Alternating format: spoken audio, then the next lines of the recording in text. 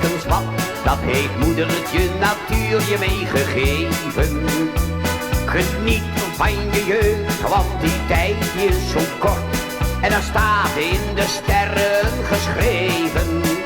Maak je eenmaal de keuze als man of als vrouw, waarmee je door het leven wil gaan. Vergeet nooit die kus van dat prille begin, dan kan je het leven steeds aan. De eerste kus, die zal ik nooit vergeten. Ik was verliefd en stapeldol op jou.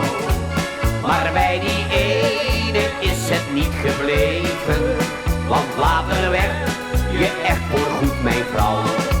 Jeugdromantiek, dat moet je goed bewaren.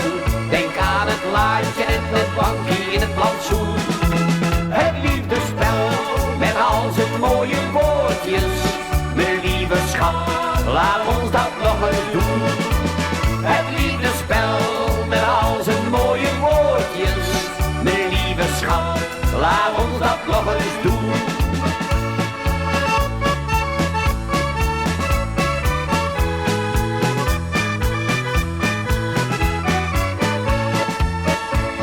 En ben je dan samen al wat jaartjes getrouwd en je kijkt nog eens op in dat leven, dan is het een roman die je zelf hebt gemaakt.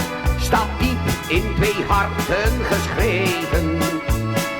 Blader nog eens terug naar die tijd van weleer, van dat laantje en dat bankje in het plantsoen. Word nog eens verliefd, ja, zoals je toen was. En denk nog eens aan die eerste zoen. De eerste kus, die zal ik nooit vergeten. Was verliefd en stapeldol op jou. Maar bij die ene is het niet gebleven, want later werd je echt voorgoed mijn vrouw. Jeugdromantiek, dat moet je goed bewaren. Denk aan het laantje en het bankje in het plantsoen. Het liefdespel met al zijn mooie woordjes. Mijn lieve schat, laat ons dat nog eens doen. De eerste kus, die zal ik nooit vergeten. Was verliefd en stapeldol op jou. Maar bij die ene is het niet gebleven, want later werd je echt voorgoed mijn vrouw. Jeugdromantiek, dat moet je goed bewaren. Denk aan het laantje en het bankje in het plantsoen. Het liefdespel met al zijn mooie woordjes. Mijn lieve schat, laat ons dat nog eens doen. Het liefdespel met al zijn mooie woordjes.